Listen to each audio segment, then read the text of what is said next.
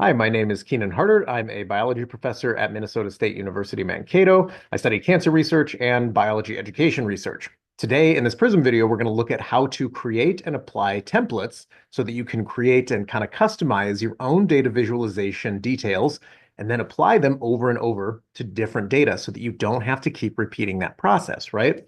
So let's say that I've got some bioed data, I've got exam scores. I want to say, how does exam one compare to exam two? Just a nice little XY plot. So if we're going to open up right here, there's some of my data. I'm going to say, let's take all this down here. There we go. Perfect. All set up. I can even name it a little more detailed up here. Oh, there we go. There we go. Looks good. Next, I can go and make all my changes that I like. And if you've been following the series, you kind of know what's probably coming in a lot of these.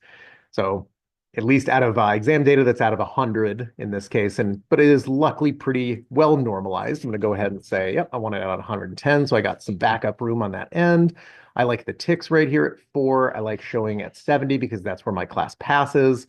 Okay, so that looked good. Next, we'll go to the left y-axis. I'll do the same thing. Nice and even. And again, when you would make this on your own, it could be for whatever you're thinking in that case. 7 ahead. There we go. Apply. Okay, looks good. Not quite done. Let's say that I have some details that I want to offer right here. Small black border. I kind of want them bigger. You know what? For this one, let's say that I want them nice and let's do purple. Why not? I think that looks good. All right, so we got some nice little purples right there. Next, oh, double clicked too quick. Next, I do want a regression specifically because I want the line. I could have a residual plot too. That wouldn't hurt to show me and kind of look through over there. Let's go ahead and put that line through. That looks pretty good. Let's say though that I do want this line to be a little more menacing to say the least. Let's get that a little up there. So notice everything that's happened. I have customized kind of my approach, and let's say that I want to do this now for exam 2 versus exam 3 potentially, or exam 1 versus exam 3. I could copy and paste the file that I'm about to save because like a normal file save is just going to be like this. And we're in my little computer right here, Prism template. Yep, I would just save it. I already had that set up.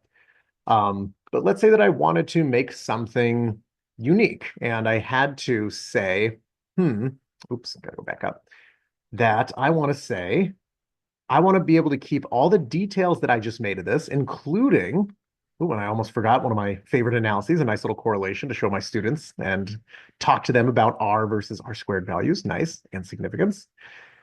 So down here, I want to repeat this process, but all I really want to do is just input new data right here, right? So if I just save my raw file, that's all good.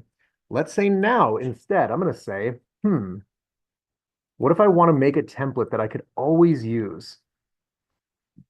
Now what you can do is save as template. On the shortcut route right here, you can save as template right there, or you can go all the way up to File, go as Save Special, and we can go ahead and save a template. So it's going to bring you to this screen. As you can tell, I've already been messing with this a little bit. So we can kind of do our own thing. You can define your own categories here. That will show up as like sort of like drop downs. If you do it by class or by like maybe project or something, that's possible. You could do it by graph type like I have here. Let's say that I'm doing it by project and here's my genetic stuff.